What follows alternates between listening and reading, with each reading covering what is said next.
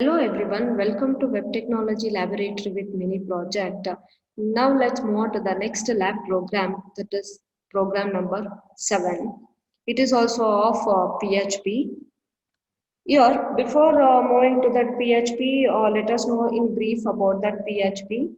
PHP is one of the server-side technology which is used to dynamically type language that can be embedded directly within the HTML, though it supports most common object-oriented features such as classes and inheritance. By default, the PHP pages are compiled into the intermediary representation called as the opcodes, just like in Java's bytecode or .NET's MSIL.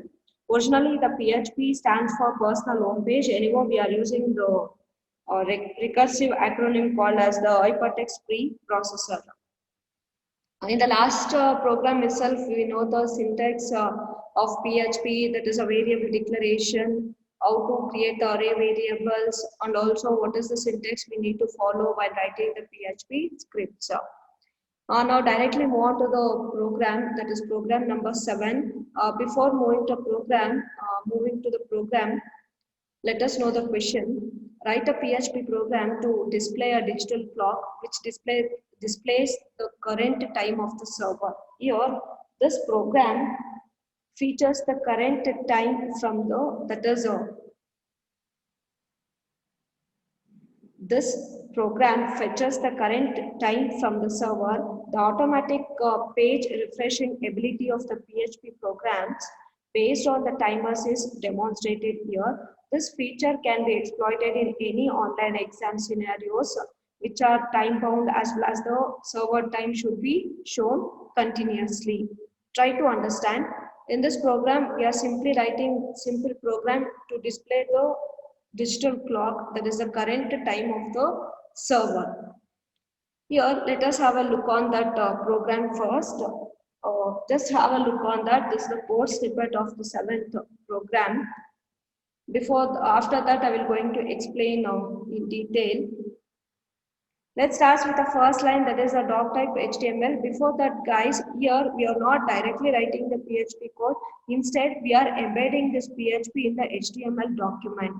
As I said in the earlier, whenever we are embedding the PHP in the HTML. Only the PHP script is executed on the server. The results will be displayed on the browser.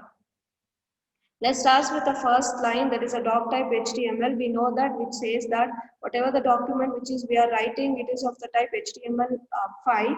This doc type declaration represents the document type and helps the browser to display the web pages correctly. It must be only once appear at the top of the page before writing any HTML tags, and it is a not case sensitive.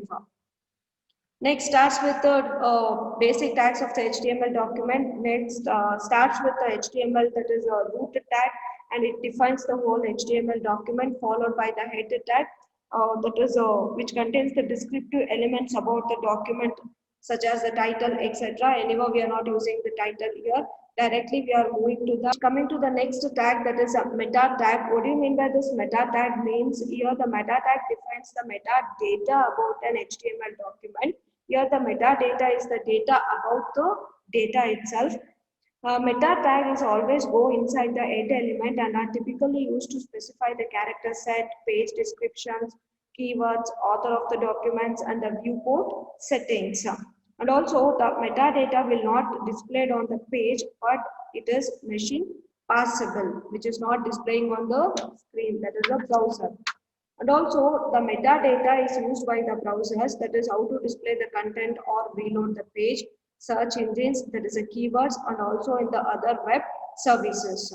Just look at the syntax here. It takes the two attributes, that is HTTP equivalent, and also one more attribute called as the content. Here, along with these two, it can also take different attributes like character set, content, name, etc. Here, what do you mean by that? HTTP equivalent means here, which is the content security policy. Also, it can be content type or it can be the default type, and also it can take the value that is refresh. In our example, we are taking the value which is refresh, and also which provides an HTTP header for the information or the value of the content attribute. And we are taking the content is equal to 1, that is which takes the value that is text, but in the place of text we specify 1, which specifies that the value associated with the HTTP equivalent or a name attribute. Next is the style tag. Here, as I said in the earlier, we are embedding this PHP inside the HTML, and also we are providing the style sheets to that, or we are providing some styles to that PHP script by specifying the style tag. We already know that the style tag, which is used to define the style information, that is cascading style sheet for a document. This cascading style sheet can be used to format the layout of a web page. It can be added in the 3 different ways in HTML. That is inline, internal, as well as the external. Inline means inside the tag itself, the styles can be specified in terms of attributes. Internal means we can embed the styles inside the HTML document. Usually the styles will be specified inside the header part of the document, that is a head tag. Or external, we can also create a separate file, and also we can give the reference to that externally created style sheet file with the extension .css. Next, coming to the selectors, in order to specify the styles, cascading style sheets uses the selectors, which are used to find or select the HTML elements if you want to style that particular element. Here we are using the in HTML or in the cascading style sheets, we are having different types of selectors. That is simple selector, combinator selector, pseudo class selector, pseudo element selectors, or the attribute selectors. But we are using the element selectors whenever this element has been present inside the body of the document or the content. These styles will be applied for that contents. Here we are using that element selectors. It selects the HTML elements based on the element name. Next is the properties. Here each individual cascading style sheet declaration must contain a property. The property can be any type. It can be text, color, background, borders, spacing, sizing, etc. We are specifying different styles for that tags by using special different properties. That is a color property. Here we are taking the color is the white color, and the font size is 90 pixel. The contents which are displayed it is of the size 90 pixel, and position is absolute. The position property, which specifies the type of the positioning method used for an element, which takes different values like static, relative, fixed, absolute, sticky. We are using the absolute. Absolute means an element with the position absolute is positioned relative to the nearest positioned ancestor instead of positioned relative to the viewport like fixed, etc. However, if an absolute positioned element has no positioned ancestor, means it uses the document body itself and moves along with the page scrolling. Next is the top is equal to 50% and left is equal to 50%. Try to understand from the top of that browser, in the browser screen, from the top of the browser screen it should be 50%, and from the left side it should be the 50%. Next is the transform. What do you mean by here? Try to understand the CSS top property means which affects the vertical position of a positioned element, and also this property has no effect on non-positioned elements. Next, coming to the left property. Left property means which affects the horizontal position of a positioned elements. This property also has no effect on non-positioned elements. Next, coming to the transform property. Transform property means which applies a 2D or a 3D transformation to an element.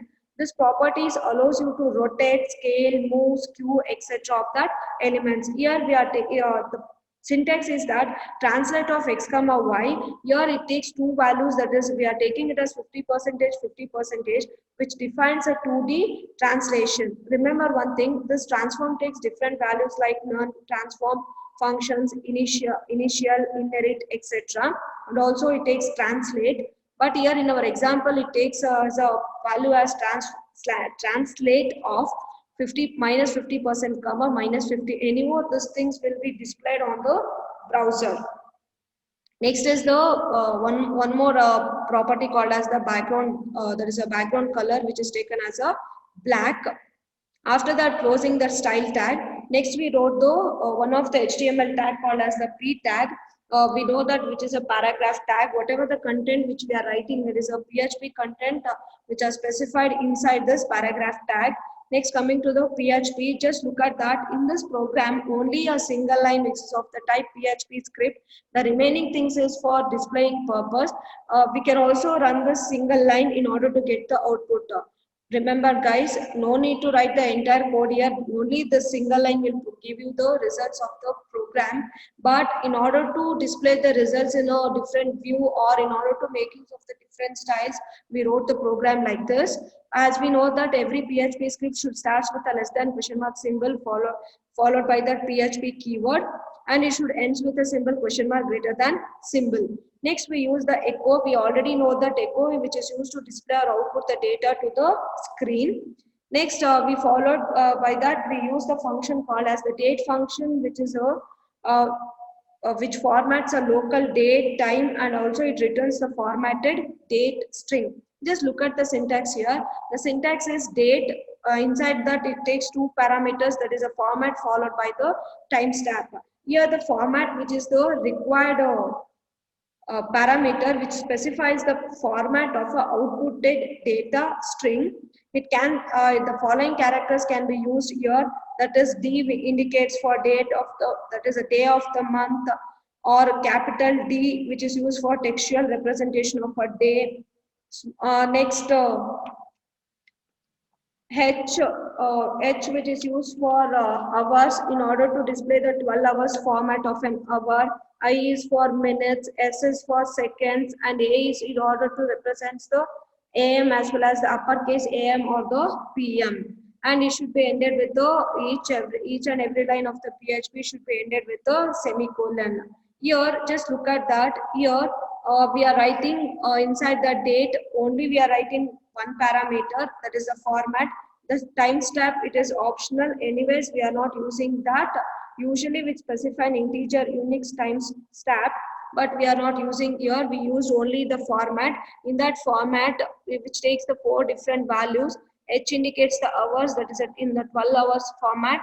I is for minutes, S is for seconds, and A is for writing the capital AM or PM. For that we are using. After that, close that P tag as well as followed by the head as well as the HTML tag. Once we execute this program, we will going to get the output like this. Just look at that. Here, this is what the output we got. That the background color which is taken is what, in the black color, and it should be, that is whatever the content which we are displaying, it should be 50% from the top and it should be 50 from the left. Usually in the browser screen, we are going to identify those things here, and look at that. It is in the format hours, minutes as well as the second. The A, capital A, is used to represent either the AM or the PM in the uppercase. This is about the 7th program in order to display the digital clock of a server. Let us know how to run the 7th lab program. Here also I am directly executing this program through online by making use of the editors which are available in W3 Schools. Here first I type the content here.